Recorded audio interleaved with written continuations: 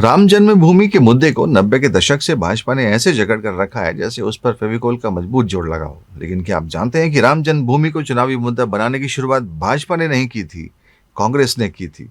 आज हम आपको बताएंगे कि कैसे सबसे पहले राम जन्मभूमि चुनावी मुद्दा बना और कैसे कांग्रेस ने अपनी जीत के लिए इस मुद्दे को हथियार बनाया था।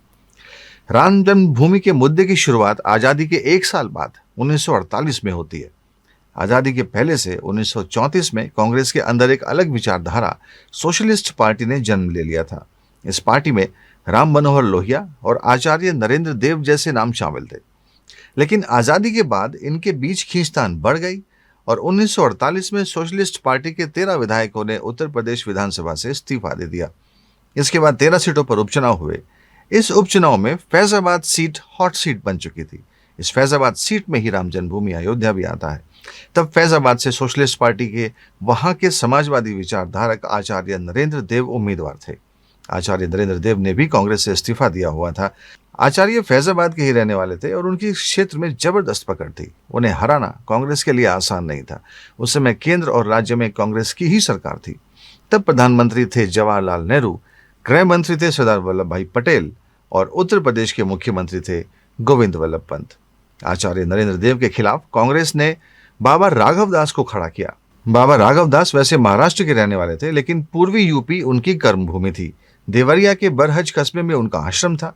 वो धार्मिक संत तो नहीं थे, लेकिन गांधीवादी और समाज सेवक अवश्य थे।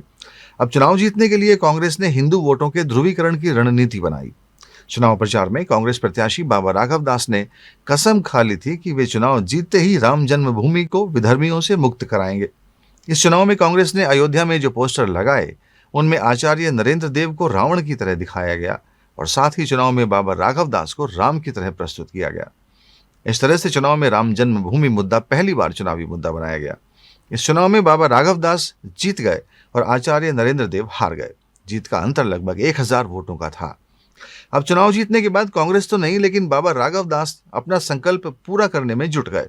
फिर दिसंबर 1949 में बाबा राघव दास ने अपने कुछ साथियों के साथ मिलकर पहले सरयू नदी में स्नान किया और फिर बाबरी मस्जिद का ताला तोड़कर वहां भगवान राम की मूर्ति स्थापित कर दी। अगले ही दिन अयोध्या में हंगामा शुरू हो गया। बात प्रधानमंत्री जवाहरलाल नेहरू तक पहुंची। फिर जवाहरलाल नेहरू ने अयोध्या के हालातों को लेकर यूपी के मुख्यमंत्री गोविंद वल्लभ पंत को पत्र लिखा, जिसमें मूर्ति हटाने को कहा गया। पंत जी ने भी डीएम साहब को फैजाबाद को निर्देश दे दिए कि वहां से मूर्ति हटाई जाए। तब के नायर फैजाबाद के डीएम हुआ करते थे। डीएम ने वहां से मूर्ति हटाने से मना कर दिया। उन्होंने कहा कि अगर अब वहां से मूर्ति हटाई जाती है तो यहाँ खून खराबा हो सकता है। ऐसे में फिर प्रधानमंत्री जवाहरलाल नेहरू ने गृह मंत्री सरदार वल्लभ भाई पटेल को पत्र लिखा। सरदार पटेल ने भी मुख्यमंत्री गोविंद वल्लभ पंत को विकल्प तलाशने को कहा। अब इस पूरे मामले पर डीएम के नायर बलि चढ़ गए। उनको इस्तीफा देना पड़ा, तब जाकर मामला कुछ शांत हुआ।